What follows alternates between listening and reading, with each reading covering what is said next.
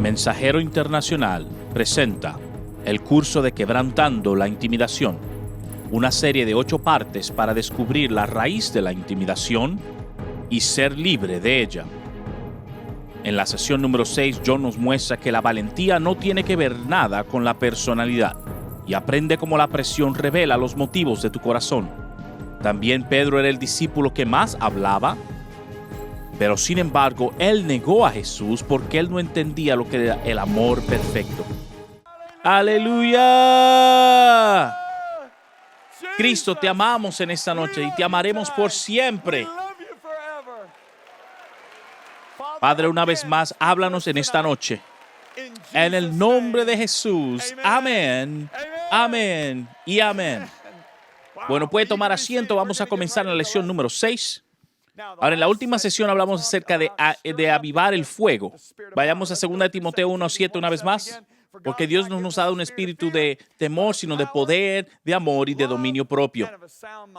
Bueno, en la sesión pasada hablamos acerca del poder y cómo nos afecta, pero esas próximas sesiones, las próximas 3 sesiones que vamos a cubrir son mis favoritas y quiero realmente estudiarlas.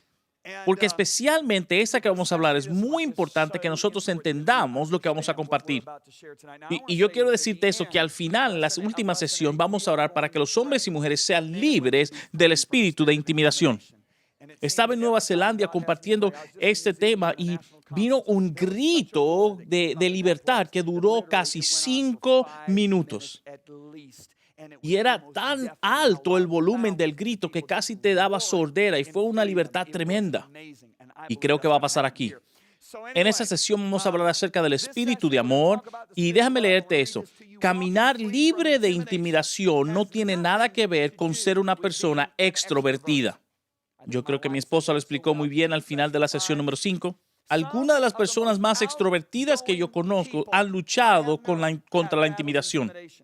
A veces su exuberancia y ánimo tiene más que ver con la lucha que ellos tienen, con la timidez que está en su interior. Estar encerrado no es el único síntoma de intimidación. Hay personas que mientras más incómodos están, más hablan. Un clásico ejemplo de eso viene a ser Simón Pedro. Era un hombre muy extrovertido y siempre podía decir su opinión. Y era muy valiente. Digan conmigo, valiente. Ahora recuérdate que valentía es lo que anima el don.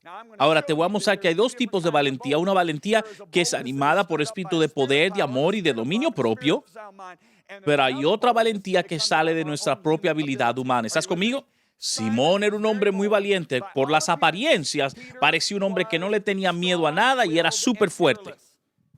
Ahora, a él se le podía intimidar cuando estaba amenazada su propia vida. Su temor de morir hizo que negara a Jesús. Su habilidad de caminar y de vivir libre de la intimidación no es una señal de su personalidad, sino Simón Pedro no hubiese tenido temor. Hay algunas personas que han dicho que Pedro es simplemente un bocón. Él era una gallina. Cuando vino el problema para hacerlo, él salió corriendo. Pero yo voy a decirte que eso es equivocado. Yo quiero saber cuántos de ustedes piensan que una persona cobarde, un gallina, se hubiese atrevido a sacar su espada cuando un ejército viene en contra de él y atacar al asistente del líder del ejército y le cortó la oreja porque le falló la cabeza. No muchos cobardes hacen eso. Así que Pedro no simplemente era bocón. Así que ahora la pregunta es lo que ustedes deben escuchar en este momento. Juan 18:3. Juan 18:3 dice, y Judas, pues tomando una compañía de soldados y alguaciles de los principales sacerdotes y de los fariseos, fue allí con linternas y antorchas y con armas. Digan armas. Versículo 10, entonces Simón Pedro, que tenía una espada, la desvainó e hirió al siervo del sumo sacerdote y le cortó la oreja derecha. No me suena como que era un cobarde. Entonces, ¿por qué Simón Pedro negaría a Jesús delante de una muchachita esa misma noche? Piénsalo. Esa noche él viene y ataca a alguien, a un ejército completo, pero luego esa misma noche se defiende a sí mismo y niega a Jesús delante de una muchachita. Una buena pregunta, ¿verdad? ¿Por qué el cambio? Para responder debemos ver lo que sucedió anteriormente. Voy a comenzar con Mateo 26, si quiere leerlo también, búsquelo. Jesucristo viene y dice en el versículo 31, entonces Jesús le dijo, todos vosotros os escandalizaréis esta noche porque escrito está a mi causa. Pedro inmediatamente se hace la excepción. Pedro viene en el versículo 33 y dice, aunque todos se escandalicen de ti, yo nunca me escandalizaré. Es decir, ahí está su valentía. Le está diciendo, yo soy aparte. Pero Jesucristo ve el alma de Pedro y le corrige. En el versículo 34, Jesús viene y le corrige y le dice, de cierto te digo que esta noche, antes de que el gallo cante, me negarás 3 veces. Una persona sabia en ese momento se hubiese retrocedido. Cuando tu líder te está diciendo que va a pasar y él nunca se ha equivocado con algo, uno debe saberlo. Pero Pedro viene con valentía y mira a Jesús y le repite otra cosa. Versículo 35 dice, aunque sea necesario morir contigo, no te negaré. Habla acerca de valentía. Así que la valentía de Pedro inspiró a los otros y mira lo que dice el versículo, el resto del versículo. Y todos los discípulos dijeron lo mismo. ¿Estás conmigo? Superficialmente parecía que esos hombres tenían gran valentía y tenían una motivación pura. Pero al ver de manera más cercana nos vamos a ver que no es solamente el amor de Dios que lo está motivando a ellos.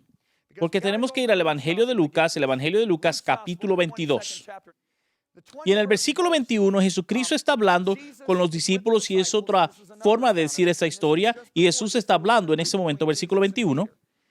Y versículo 21 dice, mas he aquí la mano del que me entrega está conmigo en la mesa. Sin embargo, mira qué interesante. Imagínate lo que sucede en esa habitación con todo el mundo. Aquí están los 12 hombres más cercanos de Jesús. Jesús dice, uno de ustedes me va a traicionar. La tensión ahí dentro era inmensa. ¿Te imaginas la atmósfera que estaba sobre esa habitación, la pesadez que existía sobre cada uno de ellos? Versículo 23 dice, entonces ellos comenzaron a discutir entre sí quién de ellos sería el que habría de hacer tal cosa. ¿Estás viendo eso? Déjeme decirte lo siguiente. ¿Qué motivaba la investigación? Estoy seguro que su motivación era la pureza, el amor que sentía por Jesús. ¿Cómo es que alguien, es decir, cómo es que alguien de entre ellos podía hacer tal cosa? Él ha hecho grandes cosas por las naciones, le proveyó a todos ellos su comida, su alojamiento. Uno hubiese pensado que la pureza del amor de ellos hacia Jesús es lo que le está motivando a investigar qué es lo que pasa. Pero esa no era la razón. Mira el versículo 24. Hubo también entre ellos una disputa sobre quién de ellos sería el mayor. Ellos comienzan hablando de quién podría hacer tal cosa y la discusión termina siendo quién es el mejor de ellos. Ya me lo imagino cómo sucede.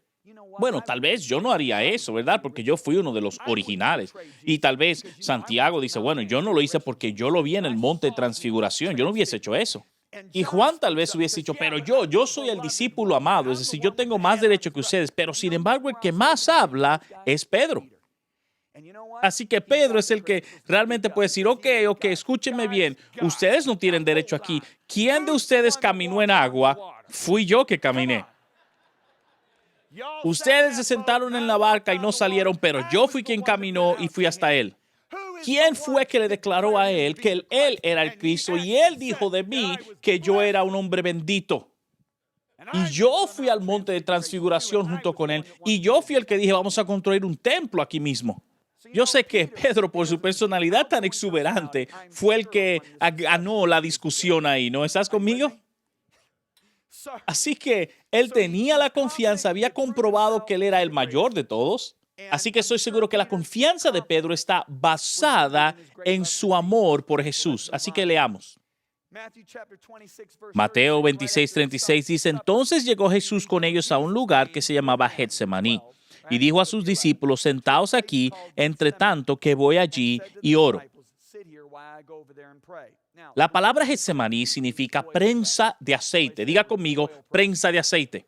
Déjame decirle algo, bajo presión fuerte, lo que está en nuestro interior es lo que sale. Una prensa de aceite es cuando tú le pones presión a la oliva y lo que sale de la oliva es el aceite. Jesucristo va a Getsemaní, que es la prensa de aceite, y ellos van también, y ahora la presión va a sacar lo que está en el interior de ellos, los motivos. Versículo 37 dice, y Jesucristo comenzó a entristecerse y a angustiarse en gran manera. Tiene que entender que Jesucristo está bajo presión ahora mismo. Está entristecido y angustiado. De hecho, más adelante dice que Jesucristo sudó gotas de sangre. ¿Por qué? Porque Jesucristo se encuentra en una batalla. Jesucristo está a punto de encontrarse con la cruz y por primera vez en toda la palabra vemos a él hablar de su voluntad y la voluntad del Padre. Mucha gente dice que Jesucristo no tenía la capacidad de pecar, pero quiero confirmar algo, decir algo. La Biblia dice que él fue tentado en todo, pero sin pecado. Ahora tengo que decirle lo siguiente y hay que entender que si Jesucristo no podía pecar, entonces la tentación no era necesaria. Así que para mí es algo mucho más glorioso el hecho de que él nunca pecó. ¿Está conmigo? Jesucristo por primera vez hablando acerca de su voluntad y de la voluntad del Padre de manera separada aquí en el jardín. Escuche lo siguiente. Versículo 39, Padre mío, si es posible, pasa de mí esta copa, pero no sea como yo quiero, sino como tú quieras. Ok, esa es la primera vez que escuchamos su voluntad y la voluntad del Padre de manera separada. Entienda que Jesús sabía que esta era la voluntad del Padre. Usted tiene que entender que Jesucristo en 3 ocasiones y varias veces a sus discípulos le decía, esa es la voluntad del Padre, que yo voy a ser puesto en manos de pecadores, voy a morir y voy a resucitar en 3 días. Es decir, él lo había mencionado anteriormente. Y él había dicho solamente unos días anteriores en el libro de Juan, lo revela, diciendo, Padre, para este propósito he venido, para que tú seas glorificado. ¿Qué voy a decir en esta hora? Aunque mi alma está turbada y quiero apartarme, revela tu gloria en mí. Jesucristo sabe que está a punto de encontrarse con el dolor más profundo que cualquier ser humano haya sufrido hasta el momento. Así que él ruega con Dios diciendo, Dios, si esto puede pasar de mí, que pase, pero que no sea mi voluntad sino la tuya. Así que él siempre regresa diciendo, no, Dios, que sea tu voluntad y no la mía. ¿Estás conmigo? Así que él acaba de compartir con sus discípulos, aquel que cuida su vida la perderá, pero aquel que pierde su vida a causa de mí la ganará. Esa escritura que estamos viendo nos da 2 respuestas y 2 preguntas. ¿Por qué Jesucristo hizo lo que hizo y por qué Pedro no pudo hacer lo que dijo? La razón es que Jesús amaba la voluntad del Padre más que a su propia vida. Pedro amaba más su vida que lo que él deseaba hacer para Cristo. Tenía gran deseo de hacer cosas buenas para Cristo, pero su amor por Cristo no era lo suficientemente grande. ¿Está conmigo? Ok, así que en el jardín no era suficiente Jesucristo saber la voluntad, él tenía que ser la voluntad del Padre. Jesucristo tuvo que ganar esa batalla en el jardín. Entienda lo siguiente, cuando Jesucristo fue a la cruz, ganó la batalla por nosotros, pero en el jardín ganó su propia batalla. ¿Está conmigo? Ahí fue donde él venció.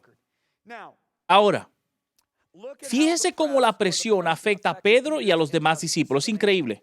Luego que Jesucristo estuvo batallando en el jardín por 1 hora, él regresa para encontrar a sus discípulos y encuentra a los discípulos durmiendo. Mira cómo lo dice Lucas 22:45. Dice lo siguiente, y estaban durmiendo a causa de la tristeza. Estaban bajo la misma presión que Jesús estaba. Pero ¿qué hace Jesucristo en medio de la tristeza? Él lucha, es decir, él pelea con tal de rendir su vida. Los discípulos se echan a dormir, es decir, no están peleando para perder sus vidas. Así que Jesús mira a estos muchachos y mira lo que les dice a ellos.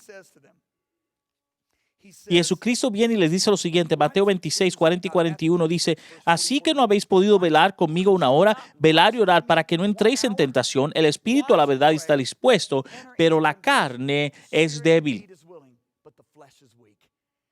Nuestro corazón, nuestro espíritu está dispuesto, pero la carne siempre va a buscar la forma de protegerse. Por lo tanto, si nuestra carne no está crucificada, nosotros le vamos a dar lo que nos pide o lo que desea. De la presión que vino aquí en la prensa de aceite fue lo que vimos en la cena.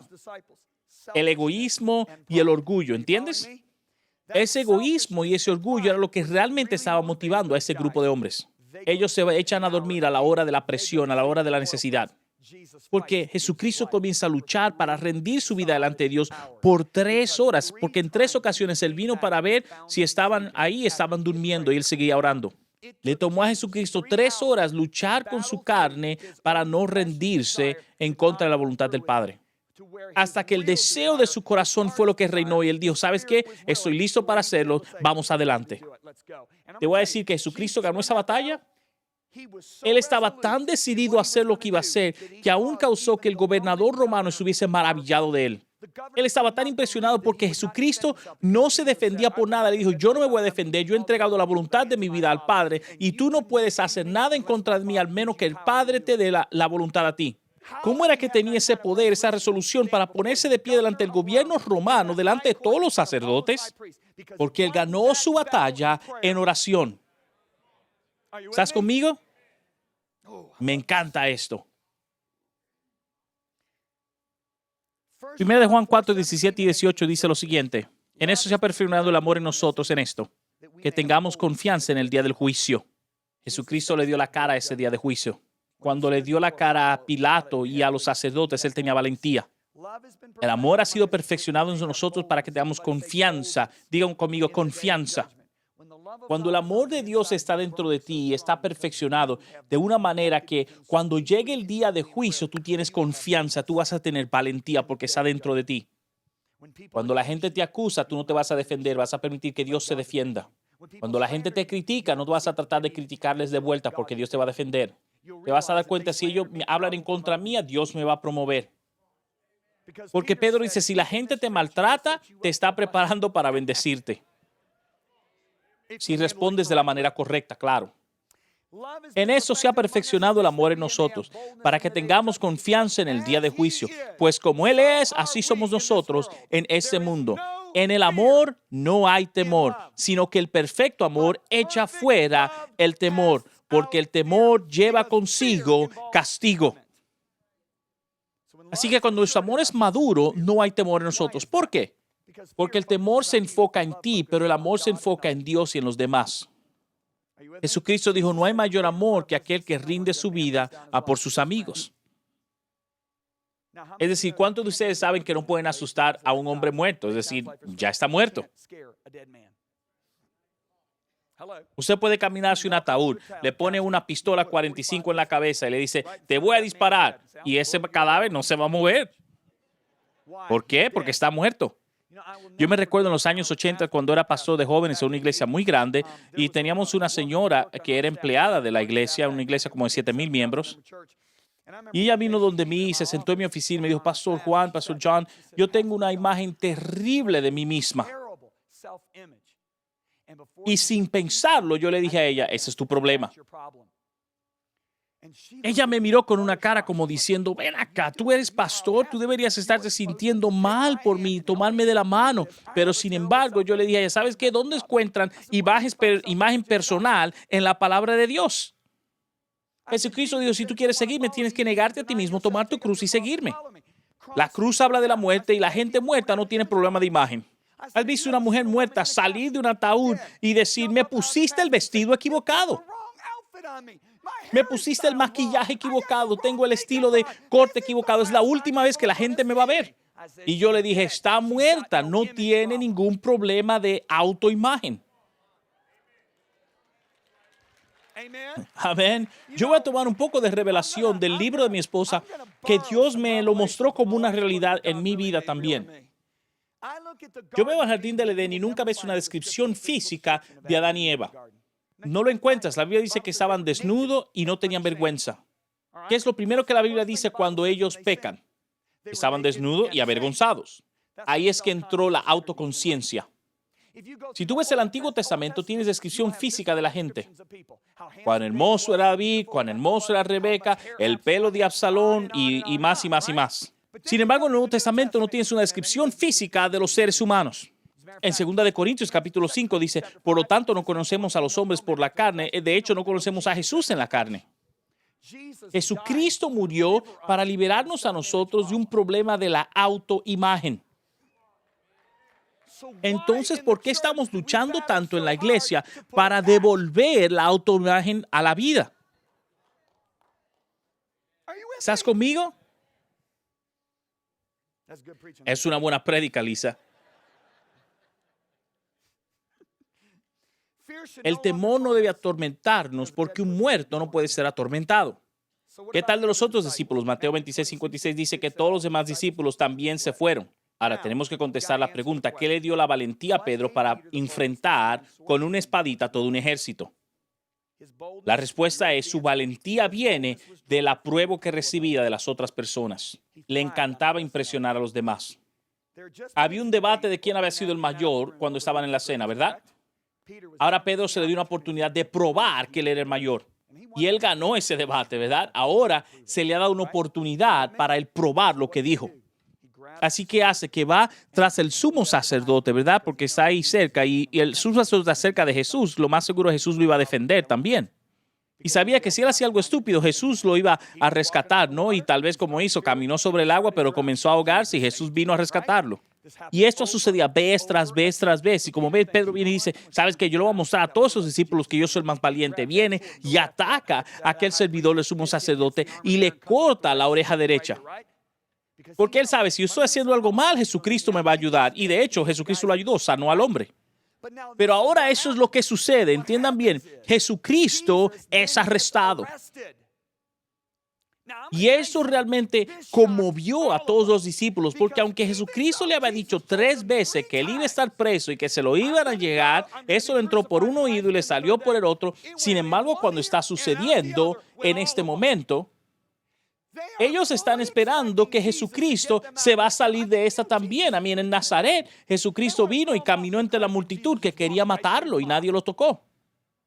Vez tras vez, Jesucristo lo sacaba de problema. Y Pedro dice, bueno, Jesucristo me va a sacar de esta también, ¿no? Así que eso es lo que pasa. Y él es muy valiente. Uno es muy valiente cuando uno sabe exactamente lo que Dios va a hacer. Pero cuando las cosas son invertidas y comienzan a suceder distinta a lo que usted pensaba, entonces tu contenido realmente sale a flote. Porque ahora Jesucristo es arrestado y están diciendo, güey, un momento.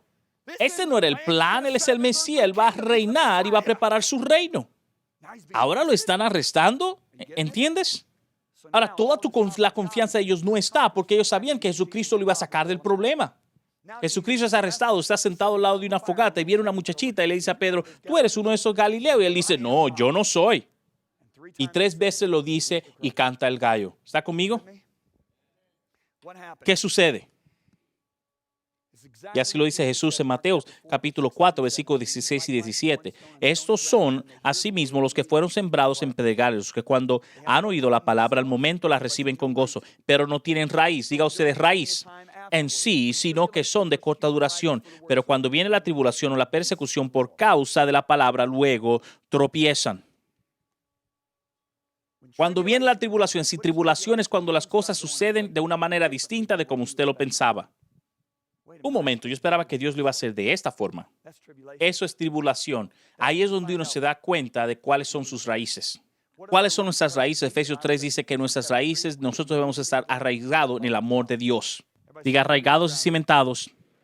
Dice, para que habite Cristo por la fe en vuestros corazones, a fin de que arraigados y cimentados en amor. Déjame decirte, buenas intenciones no son suficientes. Diga, buenas intenciones no son suficientes.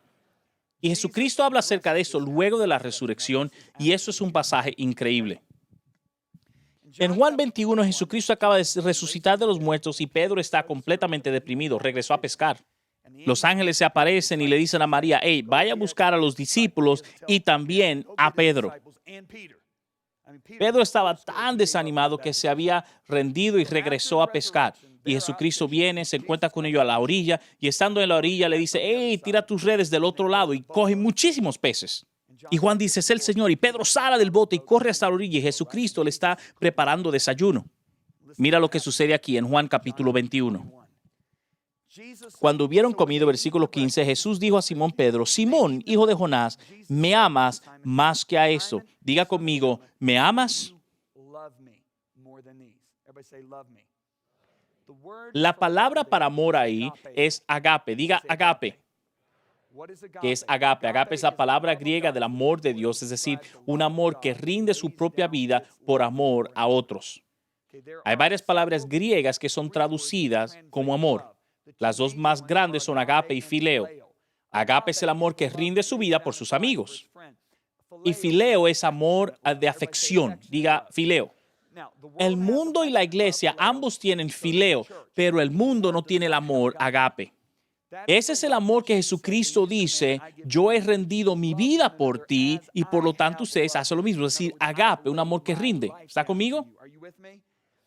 Y dice la palabra, ese es el amor que el mundo no puede recibir y es el amor que va a ser derramado sobre todos cuando Él retorne. Así que Jesucristo mira a Pedro y le dice aquí en el versículo 25, Pedro, ¿tú me agape? Es decir, en otras palabras, Pedro, ¿me amas lo suficiente para rendir tu vida por mí? Ahora déjame decirte, Pedro es un hombre completamente quebrantado. ¿Estás conmigo? Él ha sido quebrantado, su orgullo ha sido quebrantado. ¿Y sabe lo que le dice a Cristo? Simón, hijo de Jonás, ¿me agape más que a eso? Y Pedro le responde, sí, Señor, tú sabes que yo te fileo. La palabra griega que Pedro utiliza ahí es fileo, es decir, Pedro está hablando acerca de fileo. Jesucristo le dice, ¿me amas lo suficiente para rendir tu vida por mí? Pedro le dice, yo te amo con afección, pero no para rendir mi vida por ti. Es decir, yo te lo comprobé. Yo fallé de manera terrible, pero yo te amo como compañero. ¿Qué está sucediendo? Pedro está siendo honesto, es un hombre quebrantado. Y yo me he dado cuenta que Dios le encanta tratar con gente honesta. Muchas veces ponemos un acto delante de Dios y eso es lo peor que podemos hacer para ir delante de Dios. Él sabe lo que está en tu interior porque tratas de impresionarlo en tu tiempo de oración. Aquí está Pedro diciendo, estás loco, yo voy a morir por ti. Y Jesucristo le dice, no, tú me vas a negar. Y los demás discípulos, claro que sí, todos vamos a morir por ti. Jesucristo no dijo nada, solamente dijo, wow, necesitas quebrantamiento. Es interesante cuando uno es líder en una iglesia, uno se da cuenta quiénes necesitan quebrantamiento. ¿Sabes por qué? Porque yo fui uno que necesitaba gran quebrantamiento en mi propia vida. Y no te desanimes porque los caballos locos se convierten en buenos caballos de carrera. Si toma mucho trabajo quebrantarte, no importa, porque Pedro se convirtió en uno de los grandes apóstoles del Evangelio. Jesucristo lo mira y le dice, ¿me amas, Pedro? ¿Me amas lo suficiente para rendir tu vida por mí? Pedro dice, no, te amo afeccionadamente. No te amo lo suficiente para dar mi vida por ti. Así que mira el versículo 16. Y volvió a decirle la segunda vez, Simón, hijo de Jonás, ¿me amas? Es decir, tú me agapes, es decir, ¿tú vas a rendir tu vida por mí? Pedro le respondió, sí, Señor, tú sabes que te amo. Es decir, sí, Señor, tú sabes que fileo, es decir, no te amo lo suficiente para rendir mi vida por ti. Una tercera vez Jesucristo le digan todos conmigo, tercera vez. Y le dijo la tercera vez, Simón, hijo de Jonás, ¿me amas? Y tú sabes cuál es el amor que Jesucristo utiliza ahí, es fileo. Le dice, Pedro, ¿me amas como amigo? Y Pedro se entristeció de gran manera y le dijo, por lo que le dijo, es decir, porque Pedro sabía, le dijo, Señor, tú conoces todas las cosas, tú sabes que yo te amo afeccionadamente. Yo no te agape, pero yo te amo como amigo. Ahora Pedro ha sido honesto 3 veces, ¿lo estás viendo? Y es interesante que Pedro niega a Jesucristo 3 veces. Jesucristo le hace la pregunta a él 3 veces, pero ahora viene la respuesta de lo que Jesús le dice. ¿Estás listo? ¿Estás listo? Prepárate. Versículo 18 dice, de cierto te digo, cuando eras más joven, te ceñías e ibas donde querías, mas cuando ya seas viejo, extenderás tu mano y te ceñirá otro y te llevará donde no quieras. Esto dijo dando a entender con qué muerte había de glorificar a Dios. Y dicho eso, añadió, sígueme. Versículo 19. ¿Sabes qué Jesús le estaba diciendo? Pedro, fallaste en la fortaleza del amor. Pero viene un día, Pedro, aunque fallaste ahora, tú vas a poder funcionar en la perfección del amor agape. Dios hace esto para nuestro propio beneficio. Él nos permite que le damos la cara a lo que temamos hasta que podamos tener la victoria. Y esto lo hace para nuestro propio beneficio. Es por eso que Pablo dice, he visto al Señor en este propósito 3 veces para que Él me quite este mensajero que me está molestando. Y Pablo viene y se da cuenta porque Dios le dice, Pablo, ¿no te has dado cuenta? Yo quiero que tú sepas que tú eres fuerte en mi gracia. Y cuando se da cuenta de eso, dice, ¿sabes qué? Me voy a gozar en mi debilidad porque mi debilidad es cuando Dios es fuerte. ¿Estás conmigo? Mira a Pedro después de la resurrección. El amor de Dios está en su corazón. ¿Qué hace el día que es lleno del Espíritu Santo? Él predica de forma valiente a toda Jerusalén el amor de Jesucristo. Aquí está el hombre que negó a Jesucristo delante de una muchachita, pero ahora le predica el evangelio a todo Jerusalén. Y cuando ustedes ven aquí, Pedro recibe el Espíritu Santo y cuando viene, le predica a Jerusalén y lo arrestan, lo meten preso. Y ahí, delante de la cárcel, delante del Sanedrín, le dice, ustedes fueron los que crucificaron a Cristo y no hay salvación fuera de ese Jesucristo. Hechos capítulo 4, versículo 17 dice, sin embargo, para que no se divulgue más entre el pueblo, amenacémosle para que no hablen aquí de delante a hombre alguno en este nombre, es decir, en el nombre de Jesucristo. Mas Pedro respondiendo, juzgad si es justo delante de Dios si obedecemos a vosotros o a Dios. Y sucedió una segunda vez e inclusive lo torturaron la segunda vez, le golpearon. Cómo Pedro partió de este mundo lo podemos leer en el libro de los mártires del autor Fox. Lo llevaron para crucificarle y dijo, yo no soy digno de morir en la misma forma que murió mi Señor Jesucristo. Y dice que lo crucificaron de arriba hacia abajo y básicamente se ahogó, y de esa manera fue que él glorificó a Dios en su salida del mundo. Y se le dio la oportunidad de darle la cara a lo mismo que él le tenía temor, pero esta vez le dio la cara y pudo vencer porque él fue crucificado, escuche bien, de manera de arriba hacia abajo. Y cuando tú lees el libro de Mártires de Fox, te das cuenta que habían ancianitas que murieron y decían, sube un dedo si tú crees que Dios es suficiente. Y esas ancianitas, tú debes leer en ese libro cómo le hablaban a los líderes de aquel entonces. Y dice que las encendían en fuego, y hay una historia donde está llena de fuego, casi a punto de morir la señora, y levantó sus dedos diciendo que Dios es bueno. La gracia de Dios es más que suficiente. Tú tienes que ver de qué valentía le hablaban estos líderes a aquellas personas que querían matarlo a través de apedrarlo o quemarlos. Ese es el mismo amor que ha sido depositado en nosotros, porque Dios no nos ha dado, escuche bien, un espíritu de temor, sino de poder, de amor y de dominio propio. En la próxima sesión vamos a hablar de una mente sana. ¿Estás viviendo para Dios o estás viviendo para la aprobación de los demás? Saúl cayó en la trampa del temor del hombre, pero David se aferró a Dios. ¿Dónde estás tú? También aprende cómo funcionar con una mente sana. Todo esto en la sesión número 7.